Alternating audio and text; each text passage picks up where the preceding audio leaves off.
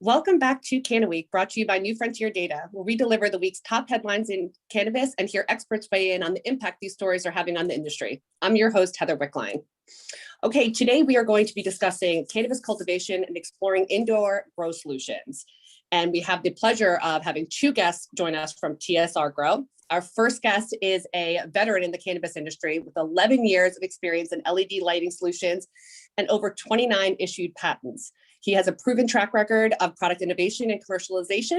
Please welcome founder and president of TSRGrow, Mikhail Sagal. Thanks for being here. Oh, thanks for having us. We're excited to be here and talking to you.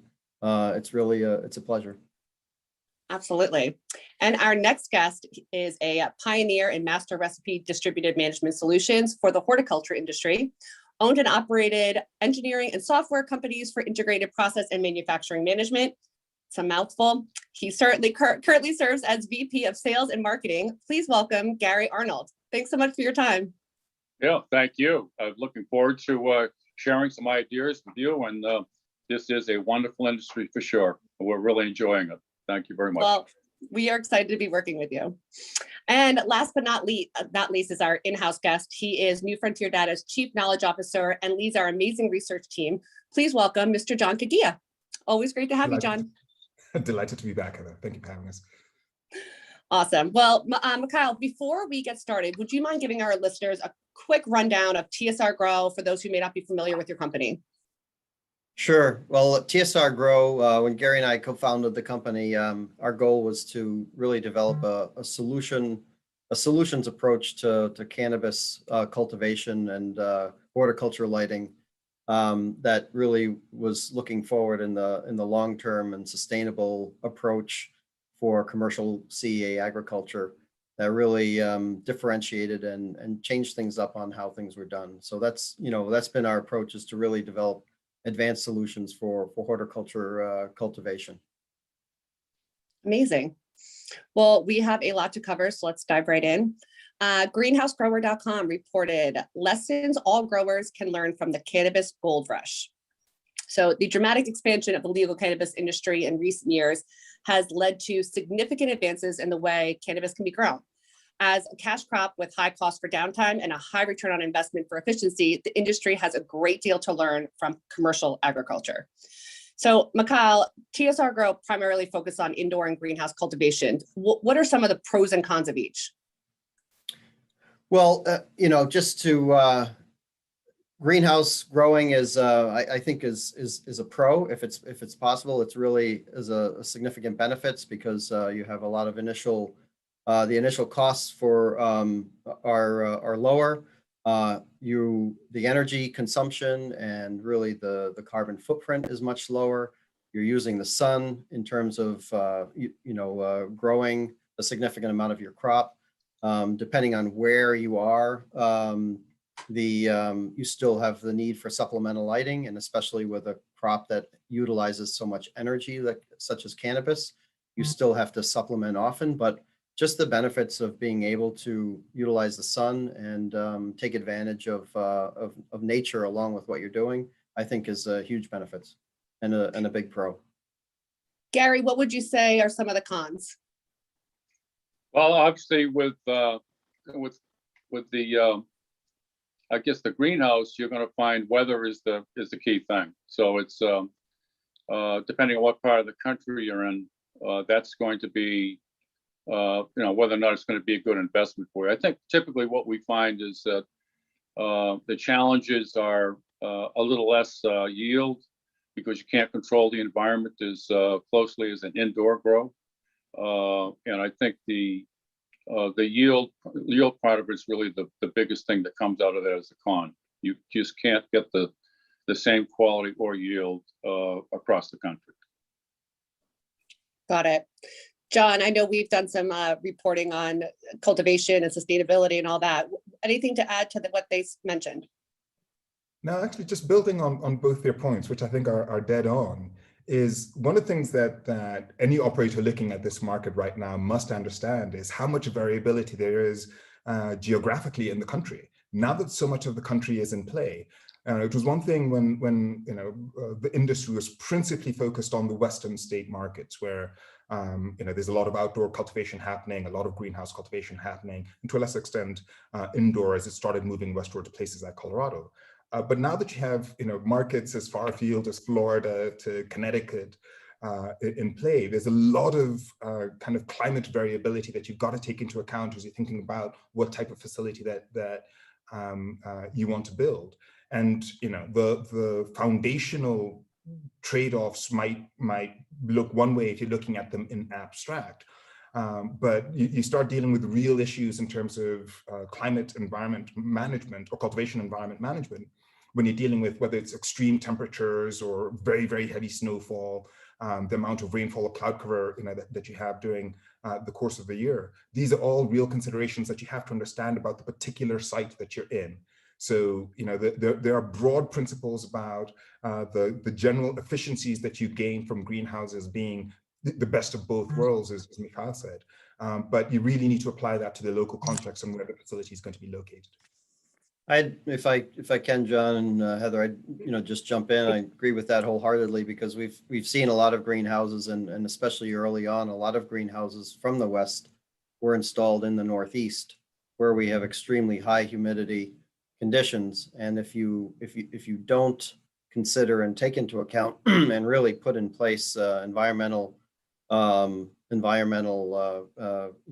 capability in terms of dehumidification and really managing the heat, then you truly can't take advantage of the greenhouses in the summer months. I mean, we've seen in some instances growers putting out the blackout curtains in the Northeast in August and September during the high humidity, just so they could grow at night to be able to minimize the heat and the intake of temperature during the day. So it's definitely something to consider, and that's another reason why in cannabis, being able to do that, it's very important to make sure that you put in place enough lighting that isn't just meeting,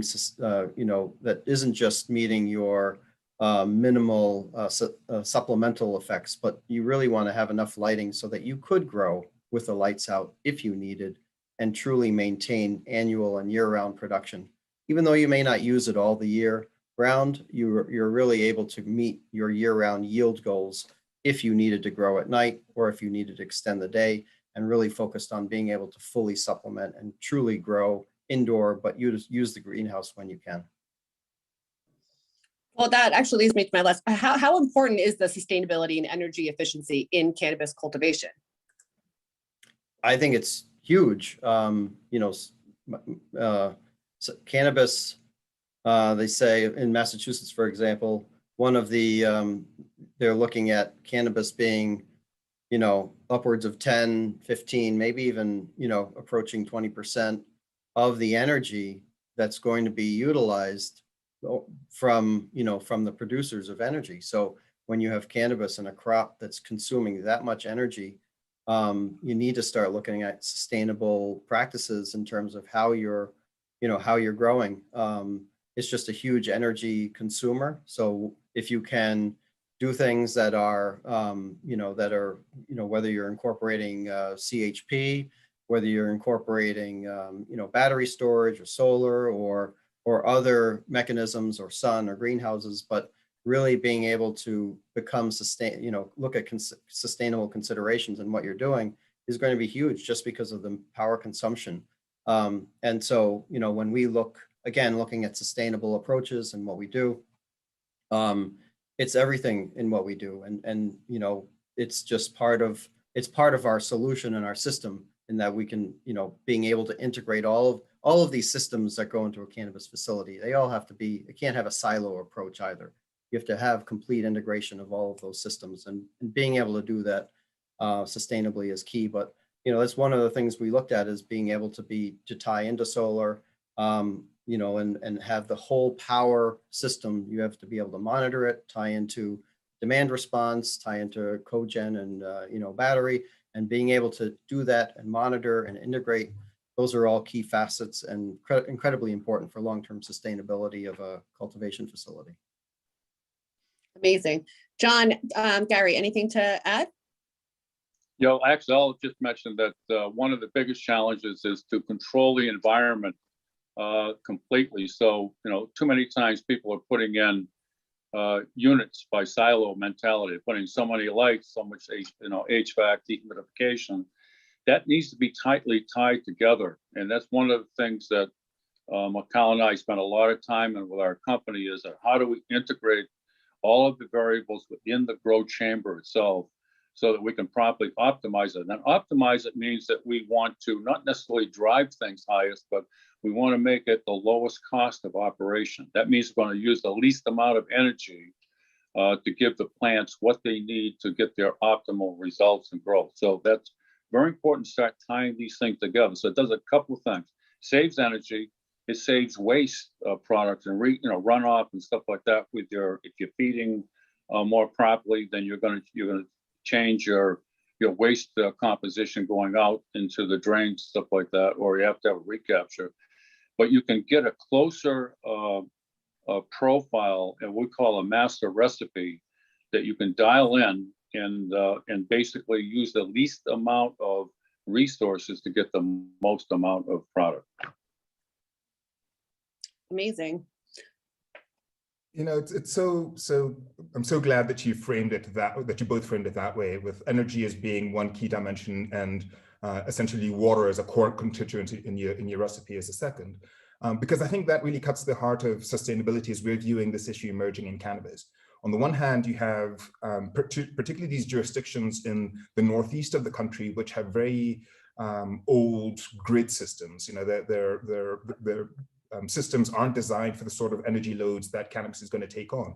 Places like Colorado, which were still under capacity in terms of their utilization, were able to absorb their the advent of kind of indoor cannabis cultivation because the systems were stable enough to do that. But in a lot of these better established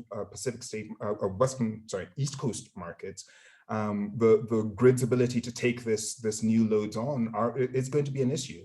So there's not just the benefit to the organization, to the cultivation facility in terms of lowering your cost by being efficient, but there's additional benefit because this is going to be a real issue as the legal market starts to build capacity. And on the water side, we were just looking at some analysis on the drought that is currently affecting the Western states. And of the 7 core adult use markets in the West, Arizona, Nevada, Colorado, Washington, Oregon, California, nearly 85% of them are of that territory is under either extreme or exceptional drought conditions. So water is going to be an absolutely critical kind of point of contention for the entire agricultural economy in those states, and it's going to have real implications for cannabis producers. And so the efficiency issue with water use, particularly in markets that are experiencing extreme drought conditions, and these are the largest cannabis producing markets in the country, is going to mean that the operators that are able to really dial in their water use, get that perfect recipe dialed in and dramatically lower how much runoff they're using, dramatically lower the water costs, not only have kind of the economic advantage of lowering their cost, but it becomes a true sustainability issue, a true viability issue in a market where access to water, I think, could potentially become very, very challenging over the next 5 to 10 years if these levels of drought are sustained.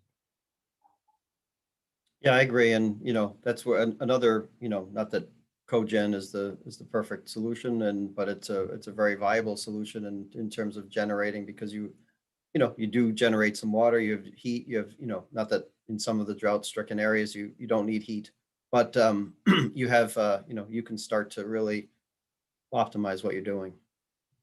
Could you talk a bit about what cogen means for our audience who may not be familiar with the term?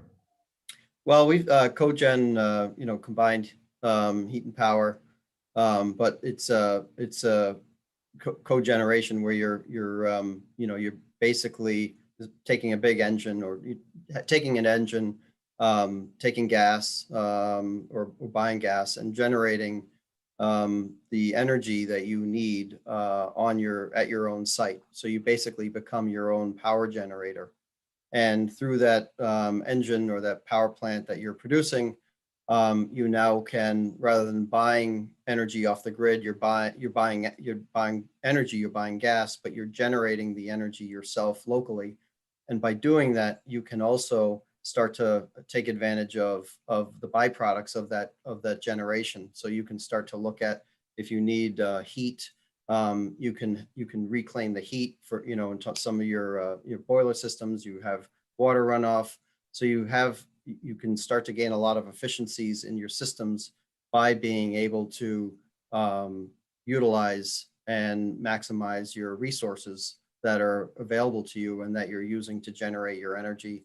So you have all the other byproduct aspects of that. You also have much more efficient distribution of that power within your plant. For example, in terms of being able to supply energy to your system, you're not going through through the whole grid. You can generate additional energy if you can put it into storage, so that you can also then consume that battery storage and the demand response. Some facilities that we've seen don't have cogeneration to generate all of their power, but they generate enough power to supplement what they're purchasing, and then also store enough energy so that when they have demand response or there's peak demand and that it becomes very expensive to pull it off the grid, they can actually take it out of battery storage, and then they can, so that they're not affecting the grid or the demand that's out there, and don't risk having rolling blackouts or other aspects happen.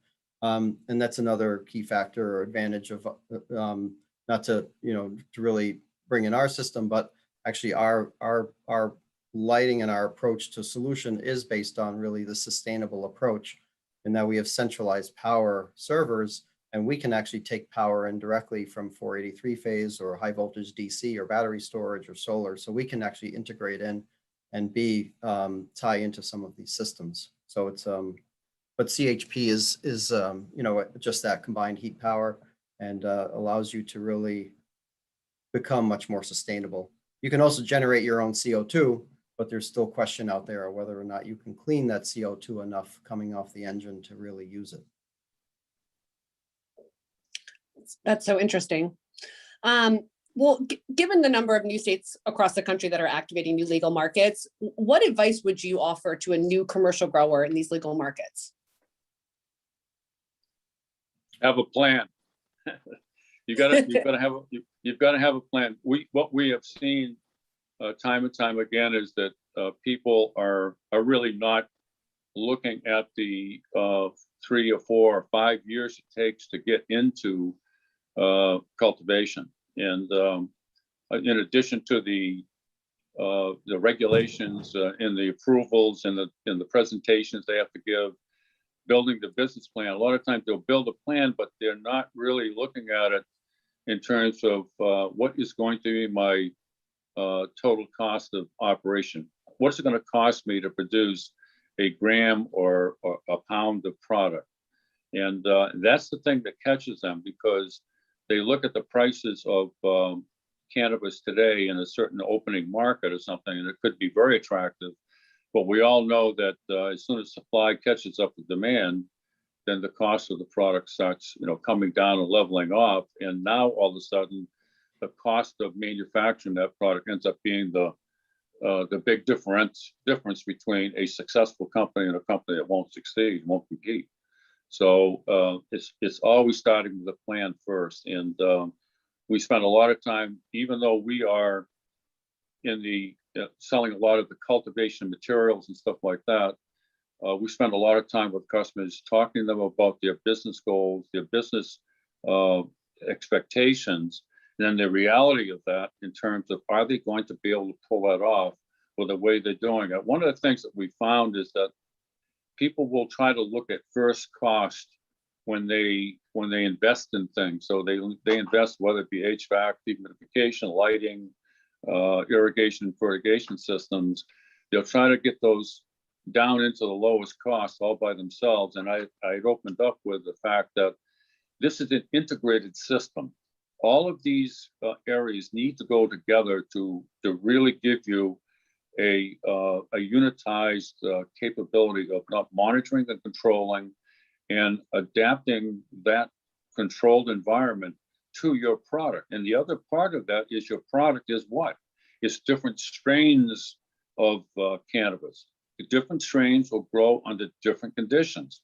So if you've got a large room with one HVAC control system, which they all do, and you've got one lighting system, and you've got one irrigation system, then you're limited in terms of how much can you change any of those variables. And one of the things that we've built into our systems is that we can monitor all those variables, and we can use our lighting as a platform to adjust for the different variables, for the different strains and the different locations in the control room, in the grow room itself. So planning is really the key that people have to start and finish with.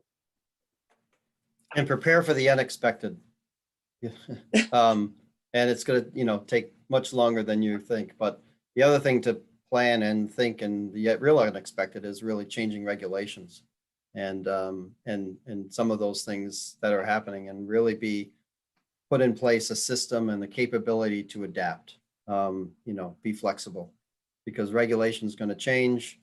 Power requirements are going to change. Massachusetts is a great example, or California coming online, but Massachusetts, you have to replace all your HPS or have limited watts per square footage, and you can imagine that that's going to change again. So being flexible, being capable, and really being able to adapt to these changes is important.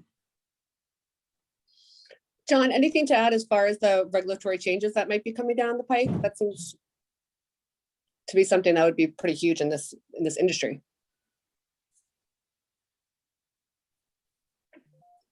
You're on mute. One of the things we're curious about is what role that some of the effects of climate change that we're starting to see will play in the way resource management gets regulated, resource use gets regulated in the future.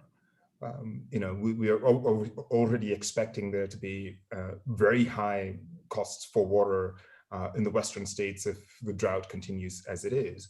Whether it's the fear of rolling blackouts like the places like New York have had over the past couple of years at the peak of summer, how regulators end up enacting policies that constrain how much water or energy or other inputs cannabis cultivators might use, but also too, to Gary's point, how much kind of agility can you build into your system to make sure that if these changes come down the pike, you're not having to tear down your entire grow, that you've got enough modularity in there that it allows you to be flexible and agile. The 2 points around being aware of how the regulatory landscape is changing, and then two, planning for where the market is going, not where it currently is, I think are absolutely critical. To the point about how attractive prices look when the market first launches. In a market like Colorado, we've seen the wholesale price per pound, the average market rate, it's down about 45% from where the market launched, and at its lowest, it was down about 60%. So if you started in Colorado thinking that $3,000 a pound was going to be what you were going to be getting for the next 10 years, then by year 2 you were already in trouble. And yes, it's plateaued out once the less efficient operators have been flushed out of the market. But it's critical to anticipate that the trends that have been seen in the established markets are going to be replayed in these new markets as they activate. And so there's some really rich lessons to be learned from the markets that are 6, 7, 8 years old now that have been through the crucible, and a lot of agility, a lot of lessons on agility to be learned from those who are still standing. Well, in the theme of having a plan, looking ahead, how is innovation changing the way cannabis is grown? Like, what role is technology playing in increasing speed or improving quality and reducing risk in the cultivation environment? Well, that's where, go ahead, Gary. I was going to say that's where we stand out. We've really embraced technology as part of our architecture, and I think one of the biggest things we brought to the table is that we've taken the ballast of the power supply off the fixture head itself, and we've taken out of the grow room altogether and put it in a centralized area outside of the grow area. And what that does is that it immediately makes a positive impact on the environment in the grow room itself, because we removed a fair amount of heat out of the room. We can then have a smaller HVAC system. We can have a less operating cost for that HVAC system to maintain and control the balance of thermals in the room itself. All right. In addition, moving that out, we also take the ballast out of there. You look at a ballast can weigh between 10 and 20 pounds. People don't think about this, but if you've got a room with 100 or 500 or 1,000 fixtures, times 10 or 20, there's a lot of weight that's going into the structure. It'll be either hang it off the ceiling or hang it off in racks. All right. So all of that weight has been taken out of the room and put into, we call them relay racks and stuff like that are built for that. The other part of that is that where we drive our fixtures now from this remote power system, then we can also regulate the intensity. So we don't need 2-wire dimming circuits. And you look at all of the other lighting that's out there on the market right now, every one of them, if they're going to regulate the intensity, it's going to be with a 2-wire dimming system. We eliminate that altogether. So this is part of the technology we're talking about. And so we can regulate that intensity through our power from our remote power servers to the light heads themselves. And then, if we looked at all of these attributes, it's just more capability that's built in there. And one further thing, so this ends up being like a lighting, we call lighting as a platform. We don't look at lighting as individual lights that people turn on and off. We look at it as a network, and that network is throughout the grow rooms and facilities, obviously. So we use that to also harness information, and we'll bring in information through the lighting and through the lighting system to do exactly what we started talking about initially, was to have a holistic view of all of the variables in the control room so that we can manage those variables with the lowest cost of operation. And we'll continue to push down on the energy consumption. We'll push down on the water usage. We'll push down on the nutrient to get the best product yield that you want for the different strains you have.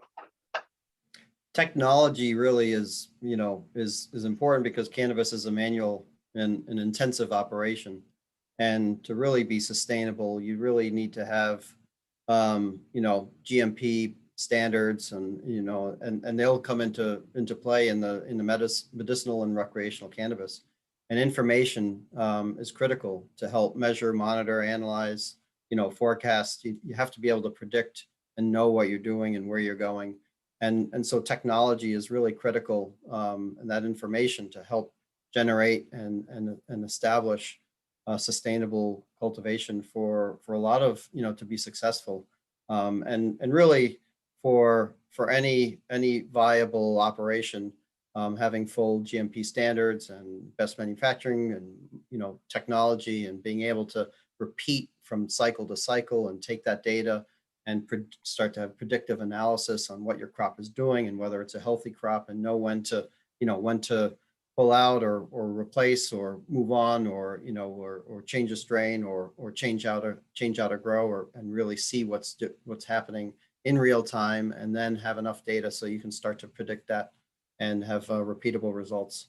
And that's for the industry, it's just important, and information can help them do that.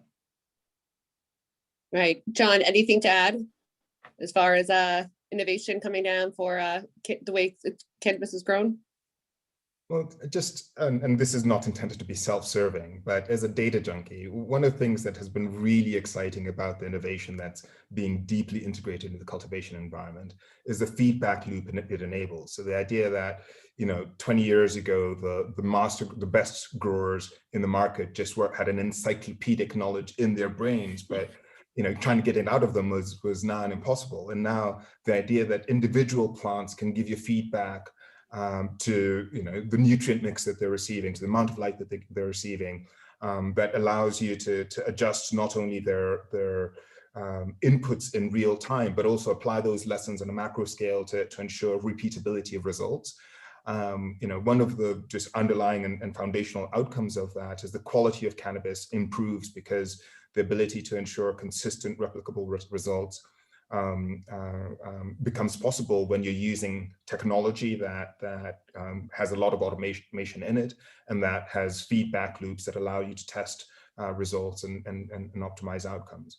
So, if we are, I think, transitioning out of a season where you could, the same grower growing Blue Dream would have 5 different, over 5 years would have 5 very different types of plants, to a period where even for flower, the ability to achieve, nigh on kind of Coca-Cola level of consistency, we're not there yet, but we're getting there. And I think that's going to only improve the consumer's experience, but also enable some really novel innovations when we start thinking about marketing, branding, and product innovation in this industry. And it's really going to help with, sustainability as well. I mean, there's studies going on, and really a lot of things go in terms of visualization of the plants and being able to read, in real time what the plant is doing, whether it's, just like humans, it takes a nap. It doesn't just because you're giving it nutrients, it's not, it may be full, it's not taking it all at that time. But if you can start to tie that and see that you may not need the lights on, from, 9 to 9:15 because, plant's taking a doze. So, but all of these things you can start to see in real time and affect not only the plant health, but what it's doing. And if you can tie that into your real-time data, you can now start to save in the nutrients, you can start to save in energy and really grow in a healthy way. The plants are healthier, they're going to respond better, they're going to yield better, and long-term, you're going to have a much healthier crop. And when you're taking clones and cuttings and moms, all of these, you want healthy moms, and so you want healthy plants, and data and technology is helping, I think, to create a better grow. It's so true. Now, it seems like the we had a consistency. conversation- Oh, sorry, good. Sorry, John.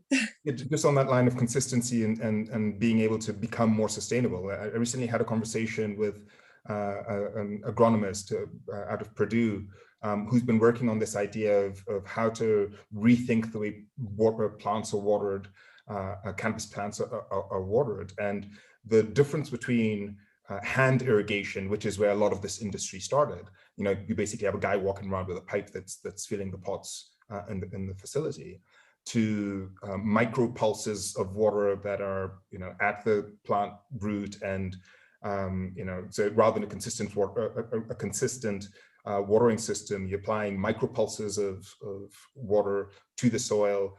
There's a system measuring the moisture density in the soil, and they found that they could reduce their water use by nearly 90% by using that approach relative to somebody who was walking around with a hose in hand. It's still early days in sort of that level of calibration, but I think an extraordinary indication of how much opportunity there remains for integration of technology into the grow space to really draw down or reduce our resource use while still growing, to Mikhail's point, really healthy, vibrant plants.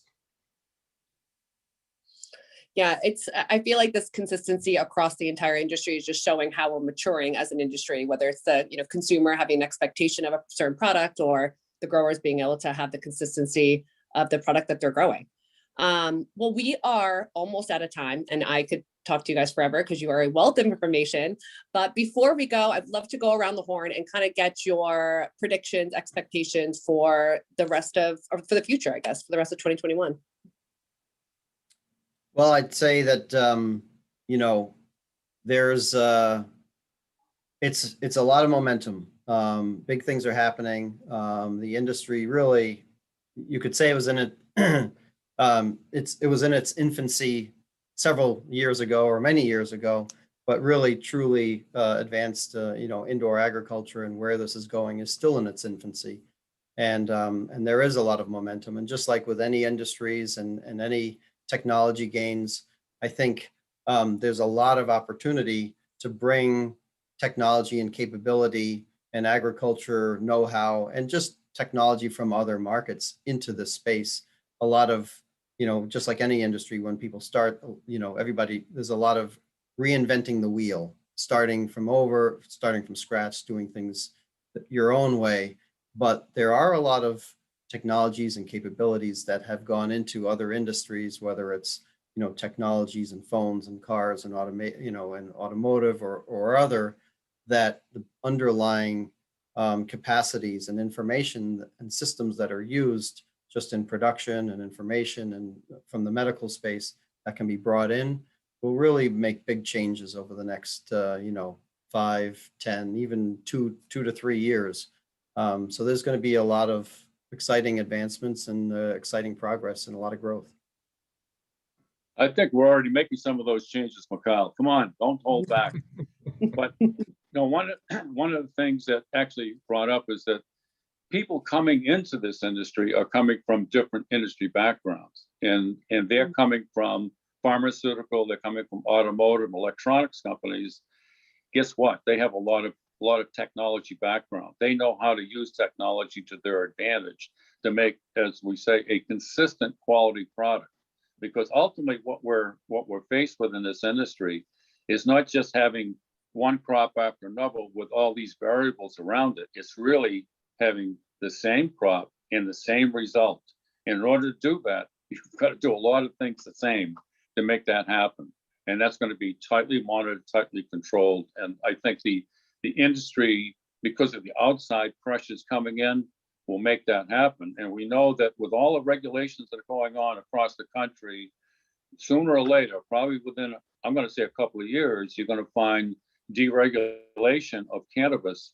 That's going to open up a whole new onslaught of manufacturing efficiency and cost models that will only be driven by automation. So it'll be sensor-based technology with intuitive algorithms to give you the competitive advantage, as we call it.